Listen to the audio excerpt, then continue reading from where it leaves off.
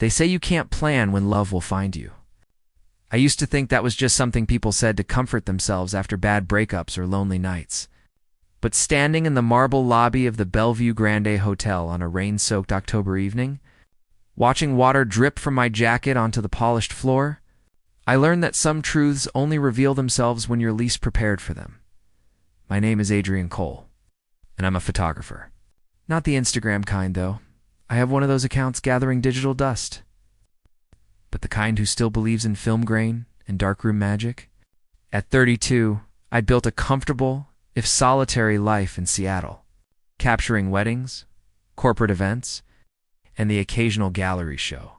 Comfortable, solitary, safe. The Bellevue Grande wasn't my usual choice. I typically booked budget chains or Airbnbs when traveling for work, but my best friend Marcus had insisted. Adrian, you've been working yourself into the ground for 3 years straight.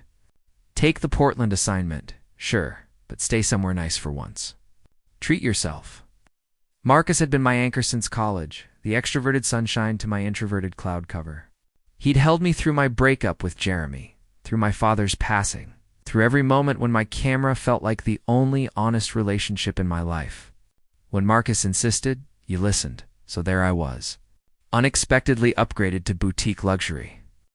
Feeling entirely out of place in my rain-dampened jeans and vintage band t-shirt among the well-heeled travelers in their business casual armor. The lobby was a study in understated elegant scream. Walls accented with modern art, furniture that looked expensive enough to make you nervous about sitting, and lighting that somehow managed to be both warm and sophisticated. Floor-to-ceiling windows revealed the city lights of Portland. Bleeding into watercolor smears through the October rain, I approached the front desk, pulling my battered leather camera bag higher on my shoulder, acutely aware that I looked like someone who'd wandered in from a different tax bracket entirely. That's when I saw him. He stood behind the concierge desk, adjacent to the main reception. And for a moment, I forgot how to process visual information ironic for someone who made their living through observation. He was tall, maybe 6'1", with dark hair styled in that effortlessly perfect way that probably took considerable effort. His skin was a warm brown that seemed to glow under the lobby's ambient lighting. And he wore the hotel's uniform, a charcoal suit with a subtle burgundy tie, like it had been designed specifically for his frame. But it was his smile that stopped me mid-step. He was helping an elderly couple, gesturing animatedly toward a map spread across his desk, and his entire face transformed with genuine warmth. Laugh lines creased around his eyes. His hands moved expressively as he spoke, painting pictures in the air. I felt something shift in my chest, like a camera aperture opening to let in more light. "Good evening, sir. Welcome to the Bellevue Grande." I blinked, realizing the front desk clerk, a pleasant young woman with kind eyes, was addressing me. I stumbled through check-in with the grace of someone who'd forgotten how human interaction worked, hyper-aware that the concierge was only 15 feet away, hyper-aware that I was being ridiculous, hyper-aware that I was now holding up the line behind me, your room key. "Mr. Cole, you're in 814. The elevators are just actually," a warm voice interrupted, smooth and rich like good coffee. "Let me help with that." I turned, and suddenly he was there. Close enough that I could see gold flecks in his brown eyes. Close enough to catch the subtle scent of cedar and something citrus. "I'm Elijah Hayes, concierge." He extended his hand, and when I took it, his grip was firm and warm. "Welcome to Portland. First time visiting?" "Ah, yes." "Well, for work. I'm a photographer." Why was forming sentences suddenly so complicated? "Adrian." "I'm Adrian." His smile widened, revealing a slight gap between his front teeth that was somehow devastating. "Adrian the photographer." I like that. "What brings you to our rainy corner of the world?" "Wedding shoot tomorrow. Downtown." I was acutely aware I was still holding his hand. I released it maybe too quickly and compensated by adjusting my camera bag with unnecessary vigor. Then some personal exploration. "I've heard the city's beautiful." It absolutely is, especially for someone with a photographer's eye. Elijah glanced at my vintage Pentax bag with what looked like recognition. "Film or digital?" "Both. but film for the important stuff. Purist. I respect that. He gestured toward his desk. Listen, I know you've just arrived and probably want to get settled, but I've put together a welcome packet for you. Restaurant recommendations, photography locations, the works. If you have a moment.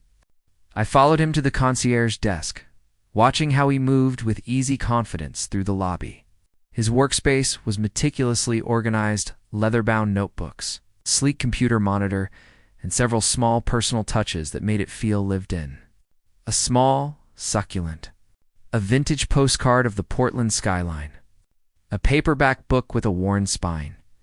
So, he pulled out a cream-colored folder embossed with the hotel logo. The wedding shoot is at the Sentinel Hotel, correct? Beautiful venue. Very Art Deco. I've included a map of the best parking options and a few spots nearby, where you can grab excellent coffee before the event. You know about my shoot? I checked the guest bookings when I arrived this morning. Part of the job anticipating needs. He opened the folder, revealing several printed pages. But the photography locations are where it gets interesting. You mentioned personal exploration. What draws you? Architecture, nature, street photography. I leaned against the desk, surprised by his thoroughness. All of it, honestly. I like finding unexpected beauty. The moments between moments. Something flickered across Elijah's face recognition, maybe, or interest. The moments between moments. I like that phrasing. Pulled out a hand-drawn map, and I noticed his handwriting was elegant, almost calligraphic. Okay, if you're looking for unexpected beauty, skip the usual tourist spots. Forest Park has trails that are incredible after rain. Everything gets this ethereal mist quality. There's a bookstore called Powell's that's legitimately a city block large. The light through the windows in the rare book room is magical, around 4 p.m. And if you want street photography with soul, the Alberta Arts District on a weekend morning is unmatched. I studied the map, touched by the care he'd put into it. This is really thoughtful. Thank you. It's what I'm here for. But the way he said it felt personal, like he meant it beyond the professional pleasantries. I actually love photography myself. Amateur, nothing serious, but I appreciate people who see the world through a different lens. Literally, in your case. We talked for another 20 minutes. The conversation flowed with the ease of old friends, rather than new acquaintances. He told me about Portland's food cart culture and recommended a Vietnamese place that would change your life. No exaggeration. I told him about shooting with expired film to get unpredictable colors and grain.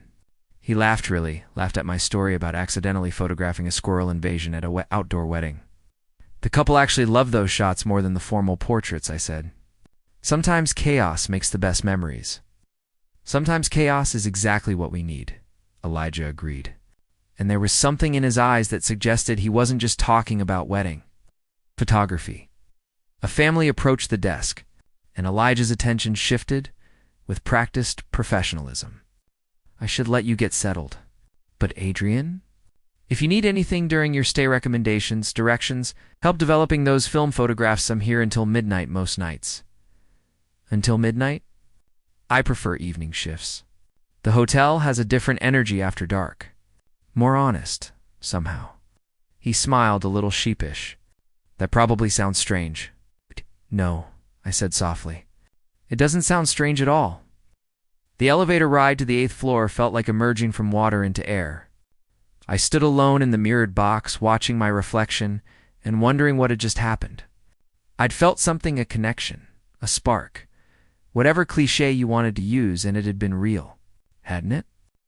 Room 814 was beautiful in that boutique hotel way that feels both luxurious and impersonal. King bed with pristine white linens.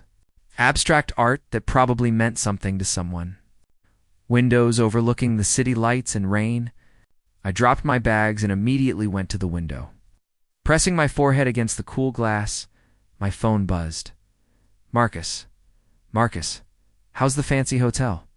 Adrian, beautiful. Also, I think I just met someone. Marcus, you what? Details immediately. Adrian, the concierge. Elijah, we just talked. but it felt like more than talking. Marcus, oh my God, you have a crush. Adrian Cole has a human emotion about a human person. Alert the media. Adrian, shut up. It's probably nothing. Marcus, or it's something. When's the last time you let anything be something? I stared at that message for a long time.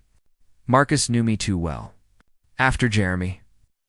After the slow dissolution of a 5-year relationship that had ended not with fireworks, but with quiet admission that we'd become roommates rather than partners, I'd retreated. Work became my relationship. My camera became my intimacy. Safe, I whispered to my reflection. Comfortable and solitary and safe. The welcome folder from Elijah sat on the desk, cream-colored and full of possibilities. I opened it, finding not just the maps and recommendations he'd mentioned, but a handwritten note on hotel stationery. Adrian, welcome to Portland. I hope your stay is everything you're looking for, even if you don't quite know what that is yet. Sometimes the best journeys are the ones we don't plan, especially for those of us who find beauty in the moments between moments. The concierge desk is always open. Elijah, I read it 3 times. My photographer's eye-catching details, the elegant handwriting, the thoughtfulness of the phrasing, the subtle invitation at the end and at the bottom, almost as an afterthought. A small rainbow flag emoji drawn in colored pen. My breath caught. It was discreet enough to be deniable, clear enough to be intentional. A signal, a hope, a door left ajar. I texted Marcus a photo of the note. Marcus, Adrian Cole. This man drew you a rainbow flag. Do you understand what this means? Adrian, that he's thoughtful? Marcus, that he's interested and out and thoughtful. The complete package. Please tell me you're going to do something about this. Adrian, like what? Marcus, like going back downstairs and talking to him again? Like accepting that the universe just handed you something beautiful? Like letting yourself feel things? I looked at the note again, at the rainbow flag, at the careful way Elijah had made sure I knew without being overt. Respecting that coming out even in small moments required reading the room, required safety, required trust. It was 9 p.m. He'd said he worked until midnight. Comfortable and solitary and safe, I repeated to myself. Then I thought about Elijah's smile, about the easy flow of our conversation, about the way he'd said sometimes chaos is exactly what we need. I grabbed my camera bag, checking that I had fresh film loaded. Sometimes the best photographs are the ones you don't plan. The lobby had transformed in the hour I'd been upstairs. The business travelers had mostly disappeared, replaced by couples dressed for evening outings and clusters of friends laughing over plans. The lighting seemed warmer somehow, or maybe it was just my perception shifting. Elijah was at his desk, typing something on his computer, the blue light casting shadows across his concentrated expression. I approached slowly, suddenly second-guessing everything. What was I doing? He was working. This was his job, being friendly and helpful. The rainbow flag could mean solidarity, not interest. I was reading into things, making connections that existed only in my hopeful photographer's brain. I was 3 feet from his desk when he looked up, and his face transformed with that smile. Adrian, forget something? No, I gestured vaguely with my camera bag. You mentioned the light in the rare book room at Powell's. I was thinking about heading there now, but realized I don't know if they're open this late. They're open until 11. Elijah's eyes flickered to my camera bag, then back to my face, and something playful entered his expression. Though the light at this hour will be completely different from what I described. More dramatic, sharper shadows. Sometimes different is better than expected. It absolutely can be. He stood, and I noticed he'd loosened his tie slightly. Top button undone, looking somehow more approachable than before. Actually, my shift ends in 15 minutes.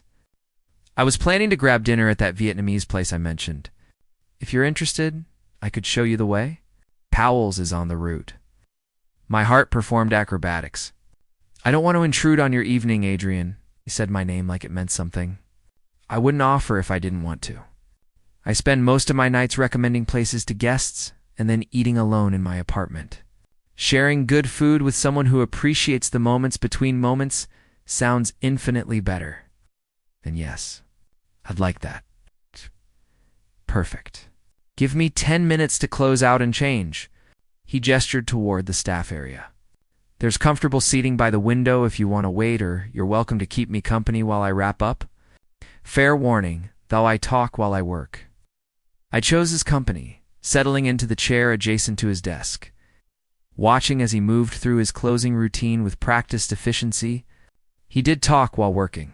Steady stream of observations about his day, the couple celebrating their 50th anniversary who'd cried at his dinner recommendations.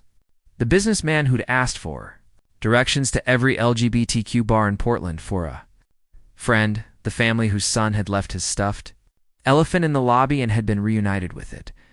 Thanks to Elijah's detective work. You really love this job? I observed. I love people's stories, he corrected, logging out of his computer. The concierge desk is just the excuse to collect them. Everyone who walks through that door is carrying something: hopes, fears, celebrations, grief. Sometimes they need directions. Sometimes they need recommendations. And sometimes they just need someone to see them. He paused, meeting my eyes. You're easier to read than most. What do you see? Someone who's more comfortable behind the camera than in front of it. Someone who's been hurt, but hasn't let it make them hard. Someone who came to Portland for work but is hoping for something more, even if they won't admit it. He tilted his head. How am I doing? Uncomfortably accurate. I'll take that as a compliment. He grinned, standing. Give me 5 minutes to change. I promise the civilian version of me is much less intimidating. He disappeared into the staff area, leaving me alone with my thoughts and the steady rhythm of my heartbeat. Marcus's words echoed. Let yourself feel things. When Elijah emerged, he'd transformed from concierge to something even more compelling: dark jeans that fit perfectly, a forest green Henley that brought out the warmth in his skin tone, and a leather jacket that had clearly seen years of good use. His hair was slightly mussed, like he'd run his hands through it, and somehow that made him even more attractive. Better, he asked. Different, I managed. Still good. We stepped out into the October night, and the rain had softened to mist, coating everything in a shimmering veil. The city lights reflected on wet pavement, creating pools of color that my photographers I immediately wanted to capture. Elijah noticed me slowing down, following my gaze.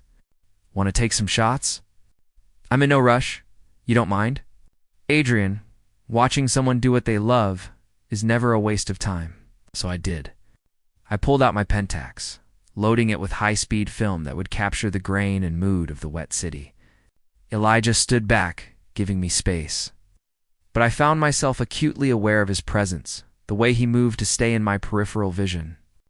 The soft sound of his breathing, the feeling of being seen while doing the seeing. I photographed the reflections. The way light bled through rain, a couple sharing an umbrella, a bicycle chained to a post with flowers growing through its spokes. In between shots, I photographed Elijah when he wasn't looking his profile against the city lights.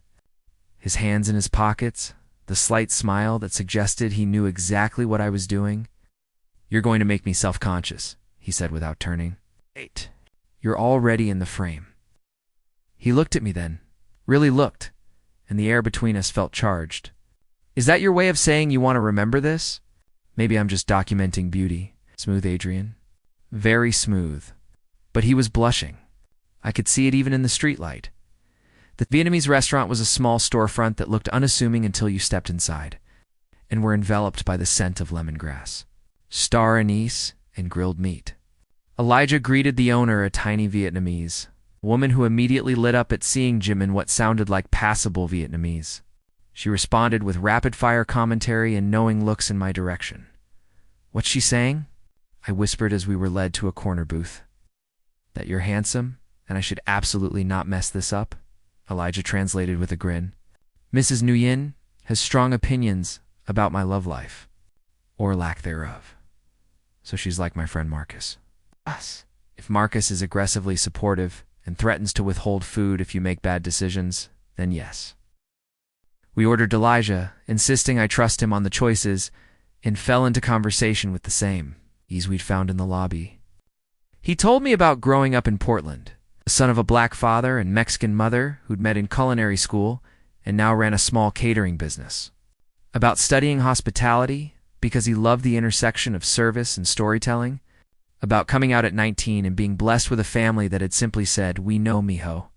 We've always known." That must have been incredible, I said, thinking of my own messier journey. It was a privilege, Elijah acknowledged. I know not everyone has that. What about you? I told him about Seattle, about discovering photography as a lonely teenager who felt more comfortable observing life than participating in it. About my father, who died 2 years ago without ever quite understanding why I'd chosen art over something practical, but who'd supported me anyway. About coming out in my mid-20s, the relief and terror of it, the slow process of building a chosen family with Marcus at its center, and Jeremy. Elijah asked gently. You mentioned something earlier about being hurt.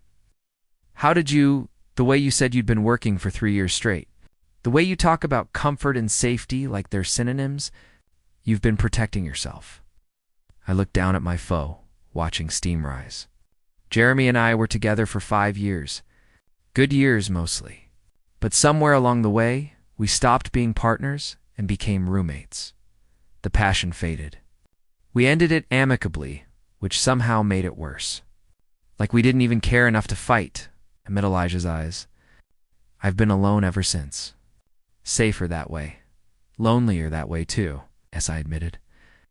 But at least lonely is predictable.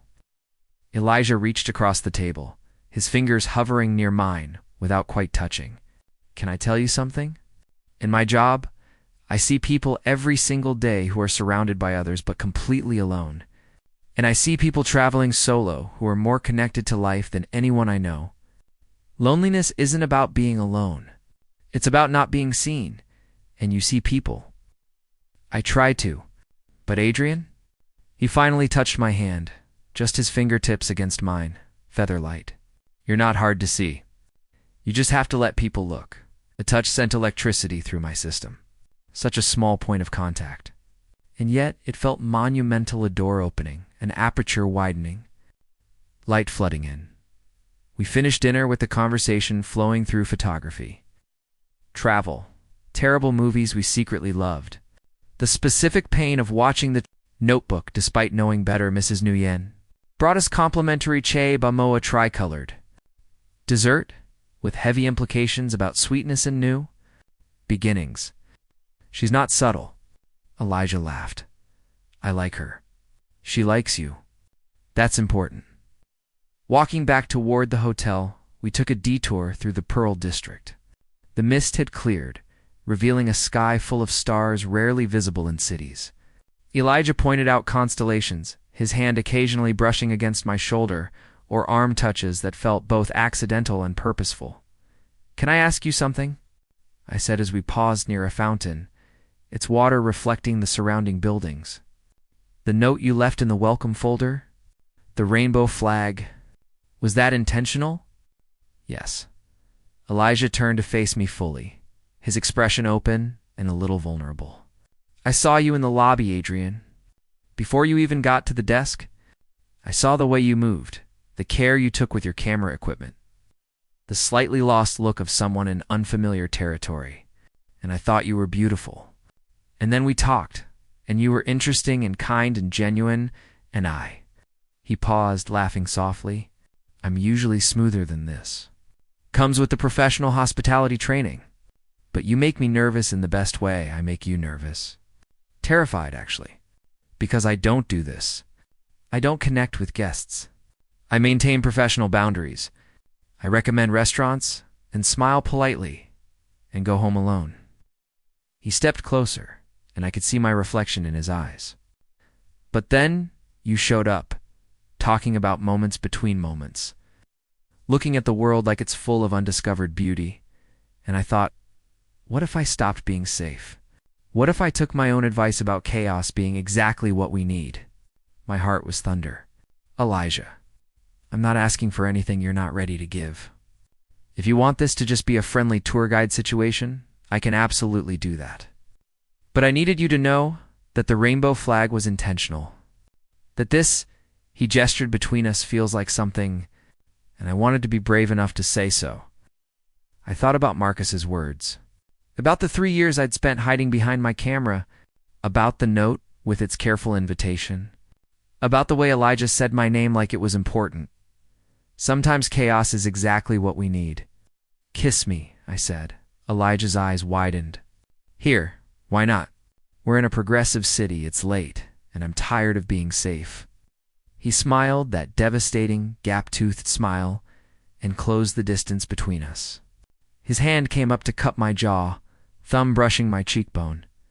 And then his lips were on mine, and the world reduced to just this: the softness of his mouth, the warmth of his body, the gentle way he kissed like he was savoring something precious. When we pulled apart, both slightly breathless, he pressed his forehead to mine. "I've wanted to do that since you said film for the important stuff," he murmured. That was literally hours ago. I have good instincts about what's important. We walked back to the hotel hand in hand, neither of us speaking much, content in the shared silence. In the lobby, now quiet, except for the night clerk and a lone guest reading in an armchair, Elijah walked me to the elevators. "I work tomorrow evening," he said, "but I'm free during the day. After your wedding shoot." "I'd like that." "I'd like that a lot." "Good." He kissed me again, softer this time, then stepped back. "Sweet dreams, Adrian. They will be now." In my room, I texted Marcus. "Adrian, I kissed him." Or he kissed me. He kissed. "Marcus, we kissed." Marcus Adrian Cole went outside his comfort zone. "This is monumental. Tell me everything, Adrian. Tomorrow. Right now, I just want to feel this." "Marcus, that's growth, my friend. That's beautiful growth. I'm proud of you." I fell asleep with the taste of Elijah's kiss still on my lips and the welcome folder on my nightstand, the hand-drawn rainbow flag visible in the lamplight. Sometimes, the best journeys are the ones we don't plan. The wedding shoot was at a historic venue with soaring ceilings and Art Deco, details that made my photographer's heart sing. I captured the nervous energy of preparation, the tender moment when the grooms saw each other for the first time, the joy radiating from family and friends. But through it all, part of my mind was with Elijah, the way he'd kissed me, the way he'd said my name, the promise of the afternoon to come. "You seem different today," commented Jake, one of the grooms, during a break. "Lighter, maybe? Good different?" I asked. "The best different. Whatever or whoever is putting that smile on your face, hold on to it." By 2 p.m., I'd finished the shoot, packed my equipment, and texted Elijah that I was free. His response came immediately. "Elijah, perfect timing. I have something to show you. Meet me at the hotel?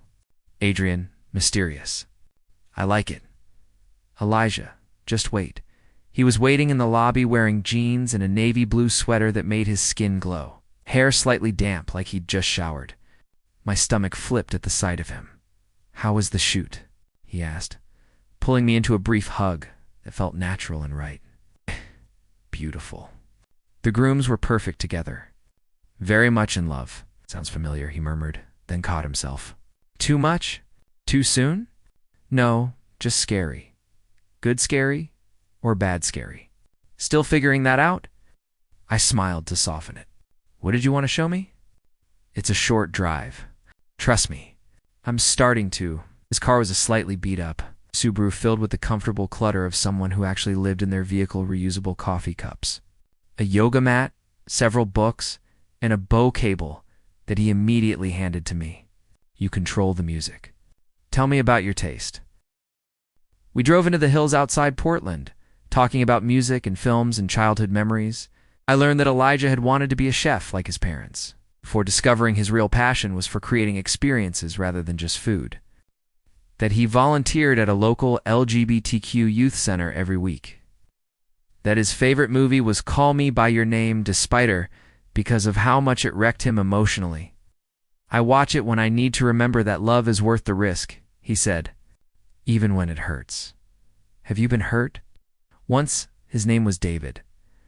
We were together for 2 years. He wanted me to be less visible, less obviously queer, wanted me to tone down my support for LGBTQ causes, to not mention my volunteering, too. Play it straight, no pun intended, for his family and work colleagues. Elijah's hands tightened on the steering wheel. I chose myself instead, but it took longer than it should have. I'm sorry, not. It taught me that I'd rather be alone than invisible. He glanced at me. I'd rather be seen with someone who wants to see me. We arrived at a clearing with a view of Mount Hood in the distance, the mountain's peak catching the late afternoon light. But Elijah led me past the obvious viewpoint to a small trail that wound through old-growth forest. We're going off the beaten path, I observed. Always more interesting that way. The trail opened into a hidden meadow, and I stopped dead. The space was filled with wildflowers despite the late season, and the way the light filtered through the surrounding trees created natural spotlights that shifted and changed. In the center stood an old, abandoned greenhouse, glass panels broken, metal frame overtaken by vines, nature reclaiming human architecture in the most beautiful way possible. Elijah, this is... I found it 3 years ago, just exploring. I've never brought anyone else here. He watched my face. It felt like your aesthetic. It's unexpected beauty. Moments between moments. Chaos becoming something better. I pulled out my camera without thinking, moving through the space in a trance. The light was perfect golden hour approaching, everything soft and warm.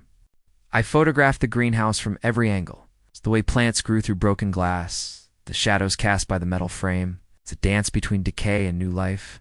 And I photographed Elijah, standing in a doorway with vines framing his silhouette, sitting on an old bench with dappled light across his face, looking at me with an expression so open and vulnerable that my breath caught. You're doing it again, he said softly. Can you blame me? He stood, crossing to where I'd paused near a section where the late roses had wound through the greenhouse walls. Adrian, can I tell you something? Always. I'm scared too. Of this, of us, of how fast this feels. I don't usually connect like this. Most of my relationships have been slow burns or casual arrangements. But you walked into my hotel lobby looking lost and fascinating, and I felt something shift, like recognition, like coming home. He reached out, tucking a strand of hair behind my ear. Is that crazy, to feel this much this fast? If it is, we're both crazy. Maybe crazy is exactly what we need. We kissed in the golden light of the greenhouse, surrounded by wildflowers and decayed, turned beautiful, and it felt like a photograph I wanted to live in forever. His hands were in my hair, mine were pulling him closer, and the world reduced to just sensation, his taste, his warmth, the soft sounds he made. The way our bodies fit together like puzzle pieces finally matched. When we pulled apart, both breathless, he rested his forehead against mine. I really like you, Adrian Cole. I really like you too, Elijah Hayes. What do we do about it? You leave in a few days. It was the question I'd been avoiding. I don't know. Long distance is hard. I'm in Seattle. You're here. 2 hours apart, Elijah countered. An easy drive or train ride? Weekends. Video calls. It's not impossible, but is it sustainable? He pulled back slightly enough to meet my eyes. I don't know, but isn't it worth trying? Said you've been safe for 3 years? It's comfortable and solitary and safe. How's that working out for you? It's lonely. Exactly. So what if we tried something different? What if we were brave together? He took my hands. I'm not asking for forever. I'm just asking if you want to see where this goes. The connection we feel is worth exploring. Because, Adrian, I think you're special. I think this is special. And I'm tired of letting special things pass me by because I'm afraid of getting hurt. I thought about the past 3 years, about hiding behind my camera, about Marcus's insistence that I needed to let myself feel things, about standing in this greenhouse filled with unexpected beauty, holding hands with a man who saw Maria Lee, saw me and wasn't afraid of what he found. Yes, I said, yes, I want to try. His smile was sunrise. Yeah, I'm terrified, but yes. You're right, comfortable and safe is just another word for slowly dying. I don't want that anymore. We spent another hour in the meadow as the sun set, talking about logistics and hopes and fears. Elijah had vacation days saved. He could visit Seattle. I could plan Portland trips around my photography work. We could video call every night. It wouldn't be easy, but nothing worthwhile ever was. What do your parents do for date night? I asked suddenly. That's a random question. Just curious about relationship role models. Elijah smiled. Every Sunday, they cooked together. Doesn't matter how busy the week was, how many events they catered, how exhausted they are. Sunday evenings are theirs, cooking, talking, sometimes dancing in the kitchen. They've been doing it for 30 years. That's beautiful. It taught me that relationships are about showing up consistently, even when it's hard, especially when it's hard. He squeezed my hand. So that's what I want to promise you. I'll show up. However this works, whatever form it takes, I'll show up. Then I promised the same. We drove back as stars emerged, hands linked across the console, talking about everything and nothing. At the hotel, Elijah parked, but didn't move to get out. Come upstairs? I asked. I have wine from the minibar and a balcony with a city view. That's a dangerous invitation. I know. You don't have to, I mean. I don't expect I kissed him quiet. I know. I continue 119 Amgist. Want more time with you? My room felt different with Elijah in it, warmer, fuller, more alive. We stood on the small balcony with cheap minibar wine and plastic cups, looking out at Portland's lights, and I felt more present than I had in years. Tell me about your favorite photograph, Elijah said. Why? Because I want to understand how you see the world. I thought about it. There's a shot I took at my father's funeral. Everyone told me it was inappropriate to bring my camera, but I needed something to do with my hands, some way to process. I caught my mother's profile as she watched my father's casket. The light through the church window hit her face just so, and you could see everything: grief, love, memory, strength. It's not technically perfect. The composition is off. But it's the most honest photograph I've ever taken. Do you have it always? I pulled out my phone, scrolling to the image. Elijah studied it for a long time. She's beautiful, and you captured her soul. That's what I try to do. Capture souls. Is that what you're doing with me? He smiled softly. Capturing my soul? Maybe. Or maybe you're capturing mine. We moved inside to the couch by the window. Conversation flowed into comfortable silence, which flowed into gentle kisses, which flowed into lying tangled together with the city lights painting patterns across the ceiling. Adrian. Elijah's voice was quiet against my shoulder. Yeah, thank you. For what? For being brave? For kissing me first at the fountain? For saying yes to trying? For letting me see you? Propped himself up on one elbow, looking down at me. I meant what I said earlier. You're special. This is special.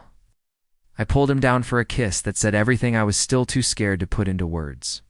We fell asleep like that, curled together on the too small couch, holding on to each other and the promise of trying. The next morning, I woke to Elijah making coffee using the in-room machine. Already showered and dressed in his concierge uniform. Morning, he said, handing me a cup. I have to be downstairs in 20 minutes, but I wanted to make sure you had caffeine first. It's terrible hotel coffee, but it's caffeine. Did you still hear? Did you think I'd leave without saying goodbye?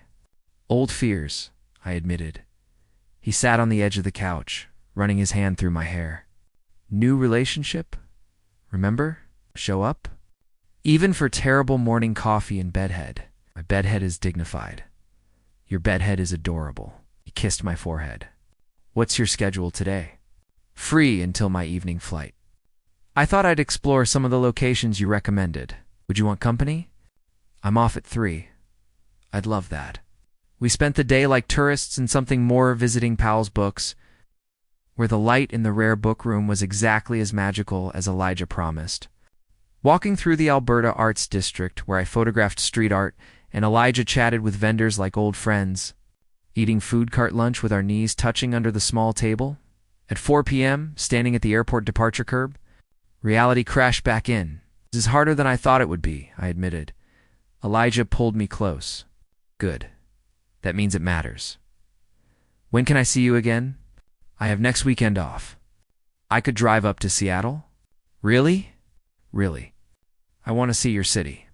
Meet the infamous Marcus. See where you develop your film. He smiled against my hair. I told you, I show up, then I'll show you everything. We kissed goodbye like teenagers, drawing amused looks from travelers and taxi drivers. I didn't care. For the first time in 3 years, I was choosing something other than safe. On the plane, I texted Marcus a photo of Elijah and me at Powell's, both laughing at something the bookseller had said. Adrian, this is Elijah. He's visiting next weekend. I think I'm falling for him. Marcus, Adrian, look at your face in this photo. Look at how happy you are. You're not falling. You've already fallen. Adrian, is that bad? Marcus, it's the best thing I've seen in 3 years. Welcome back to the land of the living, my friend. I looked at the photo again. Marcus was right. My expression was open, joyful, alive in a way I'd forgotten was possible. And Elijah's hand was visible at the edge of the frame, fingers linked with mine. The moments between moments, I thought. That's where the real story lives, Adrian. You're going to wear a hole in the floor. I stopped pacing Marcus's living room and glared at him. I'm allowed to be nervous. You're allowed to be terrified. This is a big deal. Marcus grinned from the couch where he was ostensibly helping me prepare, but was mostly eating my stress snacks. But also, you've been doing long distance successfully for 6 months. You video call every night? He visits twice a month. You're basically already living this, but making it official is different. Making it official is smart. Seattle has job opportunities for concierges. Hell, the Fairmont is literally hiring. And you two are sickeningly in love. It makes sense. The doorbell rang, and my heart performed gymnastics. That's him, Marcus said unnecessarily. Remember to breathe. In through the nose, out through the mouth. You've got this. I opened the door to find Elijah standing there with a duffel bag, flowers, and a nervous smile that mirrored my own. Hi, he said. Hi. So, we should probably talk about. I kissed him instead, pulling him inside and kicking the door closed. When we finally separated, both slightly breathless, he was laughing. I'll take that as you're still on board with the plan. If the plan is you moving to Seattle and us actually being together instead of 2 hours apart, then yes. Very much yes. Good. He set down his bag and handed me the wildflowers, like the meadow where he'd first told me he was scared too. Because I already gave notice at the Bellevue Grand, and I have an interview at the Fairmont tomorrow. And I found an apartment viewing for Tuesday, and I really hope you meant it when you said you wanted to try cohabiting eventually, because I might have already put a deposit down on a 2-bedroom, so we could have space to grow into it slowly. I stared at him. You did all that? I show up, remember? And Adrian, I'm tired of showing up 200 miles away from you. I want to show up in your daily life. I want to make you terrible morning coffee. I want to meet your photography friends and be friends with Marcus. He waved at Marcus. He waved back enthusiastically and build something real with you. You're sure? I've never been more sure of anything. Cupped my face in his hands. You're it for me, Adrian Cole. You with your film cameras and your quiet observations and your beautiful way of seeing the world. I'm all in. The question is, are you? I thought about the past 6 months, the late-night video calls, the weekend visits that never felt long enough, the way Elijah had slowly become the first person I wanted to share things with, the person whose opinion mattered most, the person who made even ordinary moments feel special. I thought about my father, who'd supported me even when he didn't understand. About Marcus, who'd insisted I needed to let myself feel things. About standing in a hotel lobby 6 months ago, watching a concierge with a beautiful smile and thinking that maybe, just maybe, I was ready to risk something. I'm all in, I said. Completely, terrifyingly, all in. Elijah's smile was sunrise and sunset and every golden hour in between. Then welcome home. We kissed in Marcus's living room while Marcus whooped and probably took photos for blackmail purposes later. And I felt like a photograph finally coming into focus, all the elements aligned. The exposure perfect, the moment captured forever. Later, Lying in bed in my apartment, our apartment now? At least temporarily, Elijah traced patterns on my shoulder. Can I tell you something? He murmured. Always. That first night, when you came down to the lobby with your camera bag, asking about Powell's, I knew you were going to change everything. How? The way you looked at me. Like I was worth photographing. Like I was one of your moments between moments. I kissed my shoulder. Thank you for seeing me. Thank you for welcoming me. And for giving me more than just a welcome packet. He laughed. Is that what we're calling this? A really elaborate concierge service? The best service I've ever received. Well, you haven't seen anything yet. Wait until you experience my Seattle recommendations. I've been doing research. Of course you have.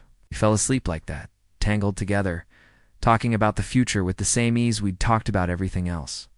In the morning, there would be logistics apartment hunting, job interviews, introducing Elijah to my photographer friends and favorite coffee shops. There would be challenges and adjustments and the inevitable stumbles of learning to share space and life. But right then, holding each other as the city lights painted patterns through my window, I felt nothing but gratitude for rain-soaked October evenings that led to unexpected conversations, for concierges who drew rainbow flags on welcome notes. For Vietnamese, restaurants and hidden meadows and kisses by fountains. For the courage to choose something other than safe. For love found in the moments between moments, the gallery opening was packed. Not bad for a local photographer's first major solo show. I stood near the entrance with Elijah beside me, his hand warm in mine.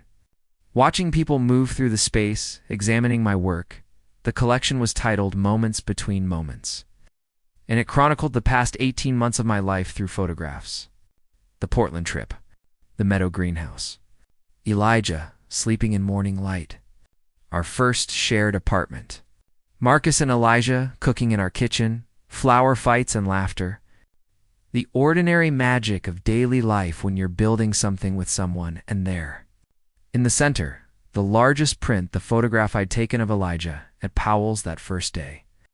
Mid-laugh, his entire face transformed with joy. Below it, a caption, "The hotel concierge gave me more than just a welcome. He gave me a reason to stop observing life from behind the lens and step into the frame myself." Still your favorite? Elijah asked, following my gaze. Always.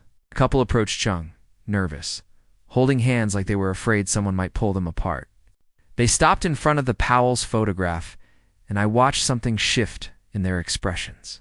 "Ah, beautiful," one of them murmured. "You can see the love." Elijah squeezed my hand. "That's because it's real." Later, after the crowds had thinned and we'd celebrated with champagne and congratulations from friends, we stood alone in the gallery. Elijah pulled me close, swaying slightly to music only he could hear. "Proud of you," he murmured against my hair. "Couldn't have done it without you." "Liar. You're insanely talented." "Okay. I could have done it without you, but it wouldn't have meant as much." I pulled back enough to see his face. "You taught me how to be brave. We taught each other." He smiled, that gap-toothed smile that I'd photographed 100 times and would photograph 100 more. "Speaking of brave," he pulled a small box from his pocket and my heart stopped. "Elijah, let me say this first." He took both my hands. "Adrian Cole, you walked into my hotel 18 months ago and you changed my entire world. You taught me that unexpected beauty is worth seeking. That moments between moments are where real life happens. That love real, messy, brave love's always worth the risk." He opened the box, revealing 2 simple silver bands. "I'm not asking you to marry me, not yet. But I'm asking if you'll continue building this life with me. Officially, symbolically, with matching rings and shared commitment and the promise that we'll keep showing up for each other, no matter what." I was crying, which was inconvenient for a photographer who prided himself on observation. "Yes, God, yes." He slipped the ring onto my finger, then let me do the same for him.